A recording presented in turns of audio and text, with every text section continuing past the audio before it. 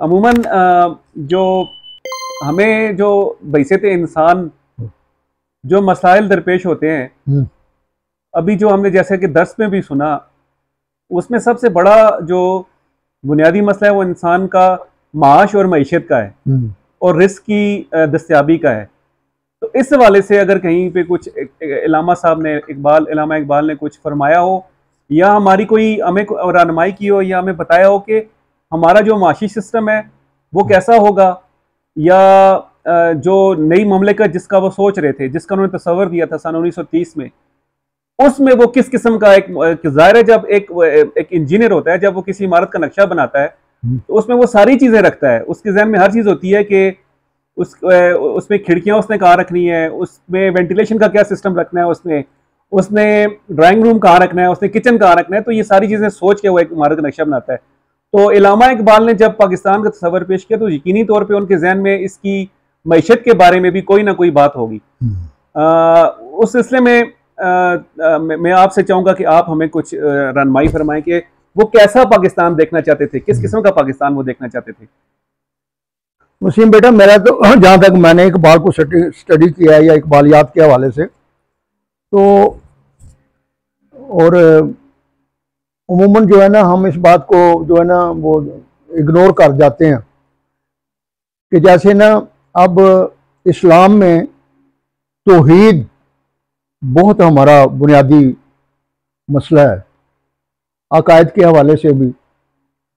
अब अगर हम जो है ना वो तौहीद तौहीद तौहीद तौहीद तौहीद करते जाएं या एक तौहीद की तस्वीर बना लें तो हजार दफा तौहीद कहें, लेकिन इकबाल अल्लाह रहमा कहते हैं कि जिंदगी के साथ इसका क्या तल्लुक है। अगर वो चीज समझ नहीं आती ना तो इसरार और रमूज़ अपने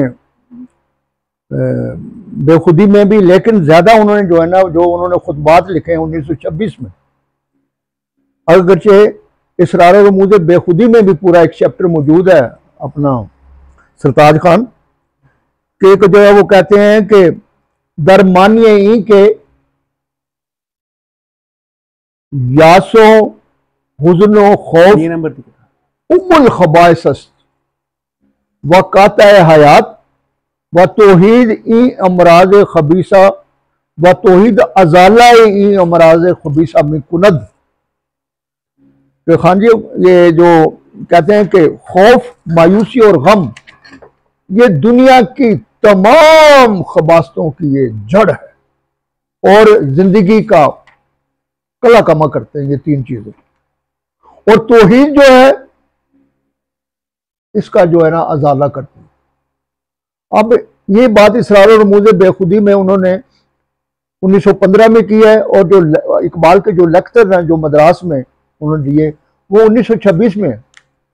अब 11 साल के बाद जो है ना वो यानी इसको और ज्यादा सादा तरीका से वो कहते हैं कि इकबाल के अल्फाज में मैं बयान करता हूं कि the essence of Towhid, essence कहते हैं खान जी बिछोड़ को, रूह को, खुलासा को।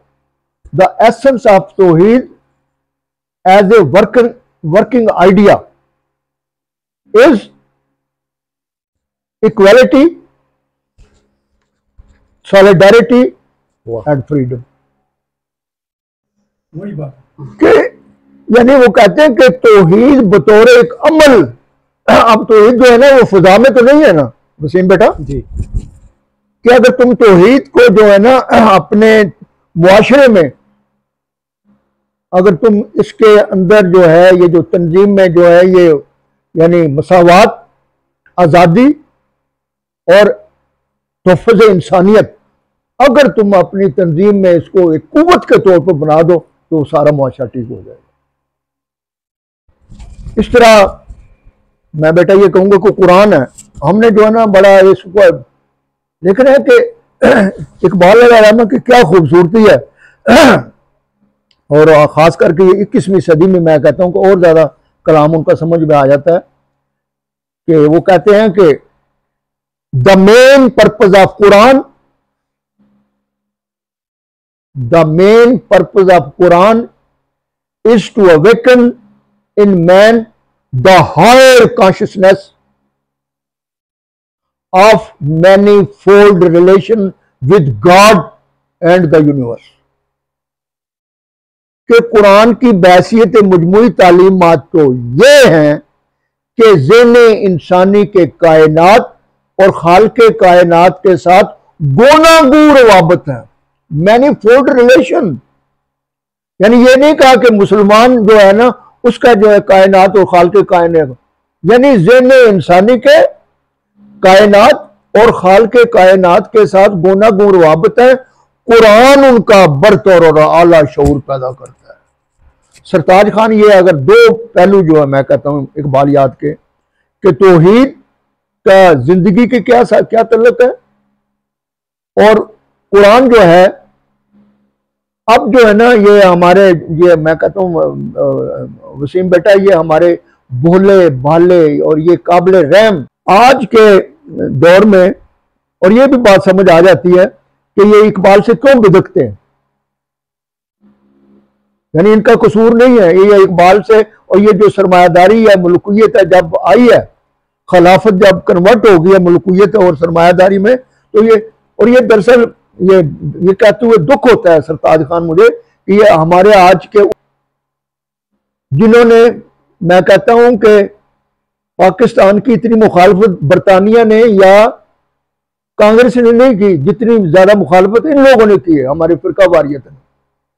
ये शुक्र है कि 80 साल के बाद ये समझ आ गए, कहते हैं कि हम गलत थे, इकबाल ठीक था, लेकिन है कि ये जो कुछ इन्होंने इनके जहन में वो भरा हुआ है अब उसके पीछे सदियों की जो है ना वो सूरत हाल है। तो वसीम बेटा जिस तरह ये जो तौहीद के हवाले से ज़रब कलीम में और उन्होंने एक जगह वो कहते हैं कि बयां में नुक्ता तौहीद आ तो सकता है, बयां में नुक्ता तौहीद आ तो सकता है, तेरे दिमाग में बुतखाना हो तो क्या कहिए। कि ये यानी बुतखाना से मुराद है कि सिर्फ एक बुत नहीं पूरा सोमनाथ है। बयां में नुक्ता तौहीद आ तो सकता है, तेरे दिमाग में बुतखाना हो तो क्या कहिए। वो रमज़ शौक के पोशीदा ला इला में है, तरीके शेख फकीहाना हो तो क्या कहिए। सुरूर जो हक व बातल की कारजार में है, तू हरबो ज़र्ब से बेगाना हो तो क्या कहिए।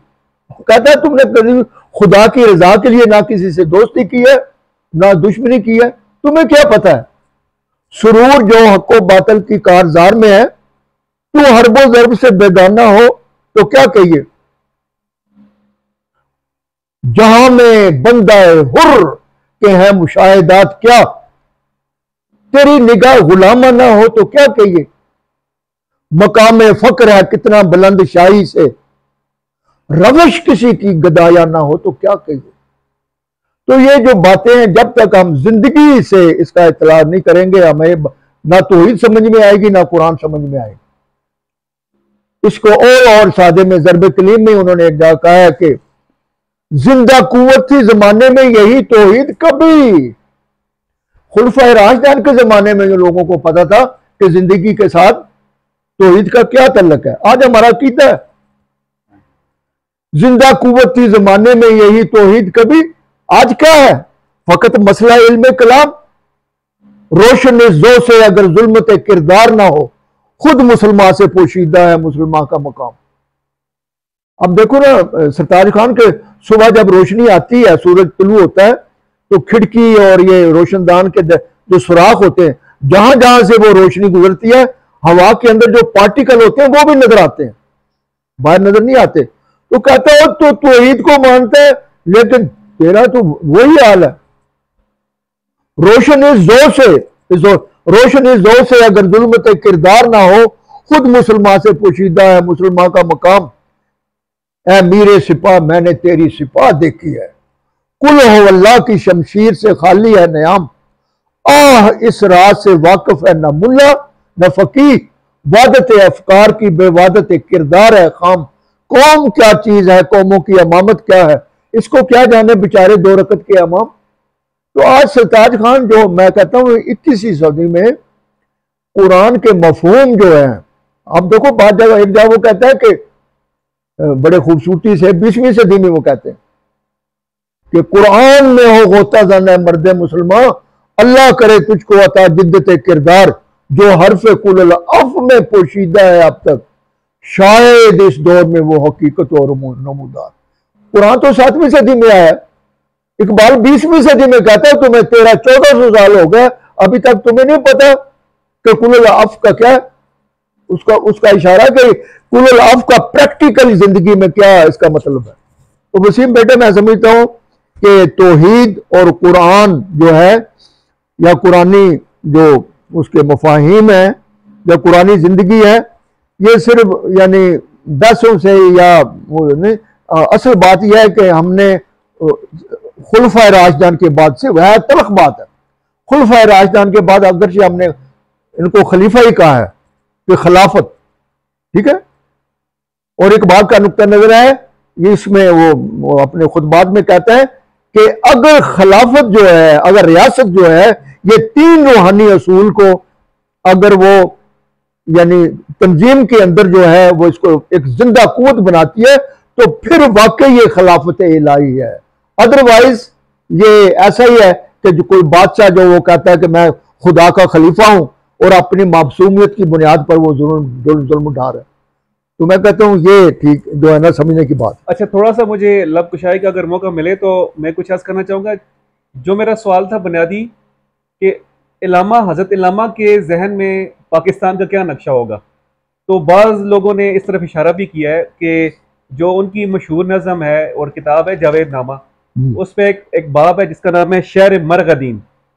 उसमें वो नक्शा उन्होंने तकरीबन बयान किया हुआ है। उसके चंद इशार में आपको अगर आप कहें तो मैं जरा उन पे करूंगा कि मरगदीन व आ इमारात बुलंद मंचे गोयमजा मकाम अर्जुमन, के मरगदीन की वो बस्ती है जिसमें बड़ी बड़ी सरबफलक इमारात है। मैं क्या बताऊं कि वो बस्ती कैसी है और उसका मुकाम कितना बुलंद है। मुख्तसर यूं समझिए कि साकिनानश दर सुखन शीरी चुनोश खूब रुए व नर्म हुए वो साद पोश, कि उसमें रहने वालों की जबान शहद से भी ज्यादा मीठी और वो निहायत हसीन खुशकिल मिजाज और आदात के एतबार से बहुत नर्म और सादा। इस हकीकत पर गौर कीजिए कि उस शहर की इमारतें तो बहुत बुलंद बताई गई हैं, लिहाजा उनकी सादगी से यह मकसूद नहीं कि वो झोपड़ियों में रहते थे या वहां राहिबों की तंग व तारीक कोठड़ियां थी, सरबफलक इमारतें, लेकिन उनमें रहने वाले निहायत सादा। अब अगले शेर में कहते हैं कि फिक्र शां बेदर्द सोजे इक्तिसाब राजदाने कीमियाए आफताब, कि वहां फारगुल बाली और मुरफ़ा उल हाली की यह कैफियत है कि उन्हें इक्तिसाब माश के लिए किसी किस्म की कोई परेशानी उठानी नहीं पड़ती। ये नहीं कि वो महज रोटी के मारे मारे फिर रहे हों और उनकी सारी जिंदगी उन्हीं मुशक्कतों और मुसीबतों में बसर हो जाए। उनके दिमाग माश की फिक्र से बिल्कुल आजाद है और उसके लिए उन्हें जानका मुशक्कतें नहीं उठानी पड़ती।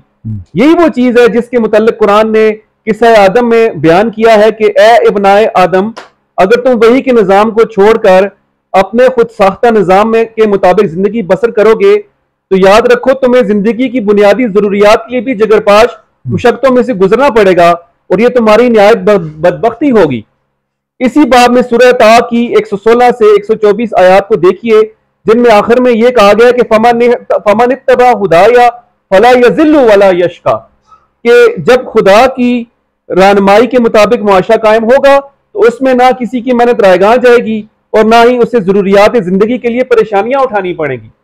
हज़रत इलामा ने मरगदीन का यही नक्शा पेश किया है कि इसमें फिक्र शां बेदर्द सोजे इक्तिसाब, लेकिन इसके यह माने नहीं कि वो जमाने कबल तारीख की जिंदगी बसर कर रहे होंगे जिसमें ना तहजीब थी, ना तमद्दुन, ना इल्म था, ना साइंस, बल्कि उनकी कैफियत यह है कि राजदाने कीमियाए आफताब, कि वो ये जमीन तो एक तरफ सूरज के अंदर छुपी हुई कुव्वतों से भी वाकिफ हैं और उनका सारा कारोबार इसी तवानाई एनर्जी के जोर पर चलता है जिसे वो आफ्ताब से हासिल करते हैं, यानी सोलर एनर्जी जिसको हम आजकल कह सकते हैं कि हर के ख्वाहिश सीम जर गिरत ज़नूर जो नमक गिरीम मा अज आब शोर, के उनमें से जिस किसी को चांदी या सोने की जरूरत होती है तो उसे वो आफ्ताब की रोशनी से पूरी कर लेता है।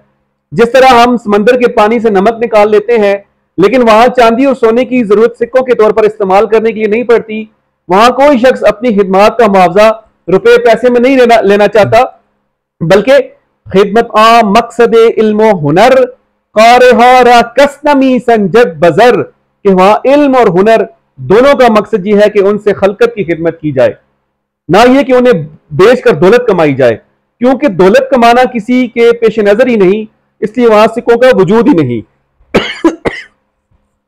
कज़ दीनारो दरम आगाह नीस ई बुतारा दर हरम हा राह नीस, के वहां कोई जानता ही नहीं कि दीनार किसे कहते हैं और दरम क्या होते हैं। हकीकत यह है कि दरम और दीनार वो बुत हैं जो बातिल निजाम जिंदगी के तराशीदा है। जो निजाम खुदा के कवानीन पर मबनी हो उसमें इन माबूदान बातिल का कोई दखल नहीं हो सकता। सही निजाम जिंदगी में दौलत जमा करने का तस्वर ही नहीं हो सकता, इसलिए वहां सिक्कों की जरूरत क्या है। ऊपर कहा गया है कि वो लोग साइंस में इतनी तरक्की कर चुके हैं कि उनके तमाम कारोबार इसी तवानाई के जोर पर चलते हैं जिसे वो सूरज से हासिल करते हैं।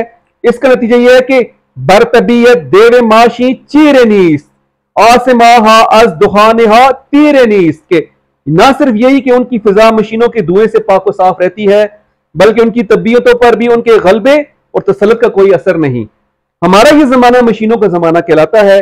इसका यह मानी नहीं कि हमारी सनत और हिरबत में मशीनें आम हो गई हैं, बल्कि यह कि बुनियादी तौर पर हमारी सारी जिंदगी मैकेनिकल हो गई है। इस दौर में खुद इंसान को एक मशीन से ज्यादा हैसियत नहीं दी जाती और बामी मामलात और बर्ताव में भी एक फर्द दूसरे फर्द से इसी तरह मिलता है जिस तरह मशीन का एक पुर्जा दूसरे पुर्जे के साथ मिलकर काम करता है। इससे ज्यादा उन्हें आपस में कोई ताल्लुक नहीं होता और उसी मशीनी अंदाज जिंदगी का असर इतनी दूर तक चला गया है कि मियाँ बीवी, बाप बेटा, बहन भाई तक में इंसानियत का रिश्ता नहीं बल्कि महज मशीनी रिश्ता बाकी रह गया है।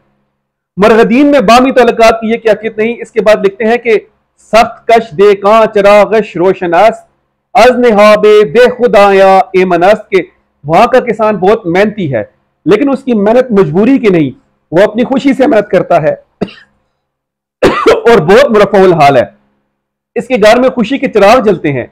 इसकी वजह यह है कि वहां ये सूरत नहीं कि जमींदार जमीन का मालिक हो और काश्तकार जमीन में खेती बाड़ी करे, काश्तकार सारा साल लहू पसीना एक करके फसल तैयार करे और जमींदार उसका हासिल ले जाए और काश्तकार इसके रहम और करम पर हो। ना ही वहां यह कैफियत है कि पानी की बारियों पर किसानों की लड़ाई झगड़े हो और वह थानों और कचहरियों में मुसीबतें भुगतते पड़े फिरे। किश्ते व कारिश बेनजाए आबजूस हासिलश बेशिरकत गैर अजूज, के वहां पानी की फरावानी है और वहां का किसान अपनी मेहनत के मासल का आप मालिक है, इससे कोई लूटने खसूटने वाला नहीं। ये तो रही माशी जिंदगी। जहां तक सियासी जिंदगी का ताल्लुक है, अंतरा आलम न लश्कर ने कशों ने कसे रोजी खुर्द अस कुश तो खू। आप गौर कीजिए कि आज की दुनिया बदतरीन लानतों में से एक लानत मुस्तकिल फौज स्टैंडिंग आर्मी का वजूद है। अबनाए कौम का बेहतरीन हिस्सा फौज में ले लिया जाता है और ये लाखों नौजवान दूसरों के पैदा करदा रिस्क पर बेहतरीन जिंदगी बसर करते हैं। यानी कौम में जो कुछ पैदा होता है उसका बेहतरीन हिस्सा सबसे पहले फौज वालों को दिया जाता है और खुद फौज वाले किसी किस्म के पैदावारी कामकाज प्रोडक्टिव वर्क में कोई हिस्सा नहीं लेते। इसके अलावा कौम की दौलत का बहुत बड़ा हिस्सा इन आलात हर्ब ज़र्ब के बनाने और संभालने में सर्फ हो जाता है, जो एक फतीला दिखाने से फजा में बख से उड़ जाता है। कौम के इन बेहतरीन नौजवानों का मकसद यह होता है कि वो दूसरों को कत्ल करें, उन्हें यह सब कुछ इसी के मुआवजे में मिलता है। हजरत इलामा कहते हैं कि मरगदीन में इस किस्म की कोई लानत नहीं। हकीकत यह है कि अगर दुनिया से कौमियतों के तंग दायरों को मिटा दिया जाए और जाती मलकियत के निजाम बातिल को खत्म कर दिया जाए और तमाम नौ इंसानी एक घराने की तरह जिंदगी बसर करे, तो दुनिया में ना फौजों की जरूरत बाकी रहती है न सामान्य हर्ब ज़र्ब की। जो निजाम कुरान की बुनियादों पर कायम होगा उसमें आखिरुल अम्र यही कैफियत पैदा हो जाएगी। ये तो रहा अहले सैफ का हाल। बाकी रहे अहले कलम, तो ने कलम दर मरगदी गिरत फरोग असफने तहरीर तशहीर दरोग, कि मरगदीन में तहरीर ने एक फन की शक्ल इख्तियार नहीं कर रखी, ना ही वहां कलम से झूठ को आम करने का काम लिया जाता है। वहां कलम को इन अमूर की नशो इशात से फरोग हासिल होता है जो हक पर मबनी हो और जिनसे मकसूद नफा अंदोजी ना हो। लिहाजा वहां के अखबारात और तसनीफात नो इंसानी की खिदमत का मौजब है, ना कि झूठ को फैलाकर फरोग हासिल करने का जरिया। ने बेबाजारा जे बेकारा खरोश ने सदाहाए गदाया दर्द गोश, कि हमारे गलत मुआशरे में इन लोगों का एक मुस्तकिल तबका होता है जिन्हें काम नहीं मिलता या जो काम किए बगैर दूसरों की मेहनत पर जीते हैं, जो लोग काम काज में मसरूफ रहते हैं उन्हें इसकी फुर्सत ही नहीं होती कि वो हंगामे बर्पा करते रहें। इसलिए मरगदीन में इन हंगामों का शोर कहीं सुनाई नहीं देता जिन्हें हमारे यहाँ बेकार लोग बर्पा करते रहते हैं। ना ही वहां कोई भिकमंगा नजर आता है जिसकी आवाज दर्द गोश बने। ये तो था वो नक्शा जो इकबाल ने अपनी आंखों से देखा। इसके बाद हकीम मरीख ने एक फिक्रे में यह बता दिया कि मरगदीन के माशरे का महासिल क्या है, यानी कसदनी जा साहिलो महरूम नीस अब दो मोला हाकम व महकूम नीस। कि उसने कहा कि हमारे यहाँ कोई शख्स अपनी जरूरियात जिंदगी से महरूम नहीं रहता, इसलिए कोई किसी का मोहताज नहीं होता, और जब कोई किसी का मोहताज नहीं होता तो फिर ना कोई किसी का गुलाम होता है ना कोई गुलामों का आका, हत्ता कि ना यहाँ कोई हाकिम है और ना महकूम। खुदा ने जो गैर मुतबद्दिल कवानीन अता फरमा दिए हैं सब उसी के ताबे जिंदगी बसर करते हैं और कोई इंसान किसी इंसान पर हुकूमत नहीं करता। यही कुरानी तालीम का मकसूद व मुंतहा और ये इस्लामी दस्तूर आइन का मासल व लब्बे लबाब है। यह नक्शा इस माशरे का जिसके लिए हज़रत इलामा चाहते थे कि मुसलमानों को हिंदुस्तान में एक किताए जमीन मिल जाए, और उनके जहन में नक्शा यह था कि इस किताए जमीन में मुसलमान कुरानी आयन के मुताबिक मुआशरा कायम करें, और इस मुआशरे की कैफियत ये हो जिससे उन्होंने मरगदीन के मुआशरे के नाम से ताबीर करके जावेदनामा में पेश कर दिया है। तो ये चंद अशआर में उन्होंने आने वाले जो ममलिकत थी, जो मुल्क था, उसका देखें कितनी खूबसूरती से और कितनी तफसील से नक्शा उन्होंने खींच दिया। तो मेरा ख्याल है इससे ज्यादा मुकम्मल कोई चीज मेरा ख्याल है कि बिना से अब तक नहीं। हाँ बेटा, मैं कहता हूँ कि ये ही वो असल बात है कि 21वीं सदी में जी एक आम हमारा सादा भोला भाला मुसलमान जो है ना, उसको उसकी जुबान में किस तरह हम समझाएं। तो इकबाल का मैं कहता हूं कि ये बहुत बड़ा ये, अब देखें इकबाल ये दरअसल वो हमें एहसास दिलाता है कि तुम अल्लाह के नायब हो, तुम अल्लाह के खलीफा हो, वो अल्लाह जो हय्युल क़य्यूम है। तो अब आम देखो हमारा असिस्टेंट कमिश्नर डिप्टी कमिश्नर का एक जो पीएन है, चपड़ासी है, वो बाहर स्टूल पर बैठा होता है, वो इतने रोब से बैठा होता है कि जनाब वो कहता है नहीं नहीं कोई नहीं जा सकता अंदर भाई, और वो पूरे दफ्तर का उस फाइलों को पता होता है। और हम अल्लाह के नायब होते हुए, खलीफतुल अर्ज़ होते हुए पूरे आलम इस्लाम के बेटा अगर देखो हालत कि हमारी क्या हालत है। तो इकबाल का अब उन्होंने इसमें पश्च बाय कर्द अक़वाम शर्क में उन्होंने कहा है कि शरीयत कि जब हम बात करते हैं कि जनाब इसमें कुरान की और तौहीद की, तो क्या खूबसूरत है उन्होंने एक के मी नाजी बा कुरान अजीम मुखातब करके कहते हो मौलवी साहब, पीर साहब, तुझे बहुत नाज है कि तुझे कुरान पर ग्रिप है। ए के मी नाजी बा कुरान अजीम ता कुजा दर हुजरा मी बाशी मकीम। तो कहते हैं तू हुजरे से बाहर निकल, उन लोगों को बता कि शरीयत क्या है। फिर कहता है तुझे नहीं पता, मैं बताता हूं। कस नगर दर जहां मोहताज कस नुक्ता शरअ मुबीन, तो बस कहता है इसके अलावा शरीयत कुछ नहीं है कि कोई आदमी भी किसी का दस्ते नगर ना हो। इसको अचीव करने का नाम शरीयत है। और वो जो तौहीद दो, वो कहते हैं कि तौहीद बतौर अमल तीन चीजें कि मसावात, एहतराम इंसानियत और आजादी।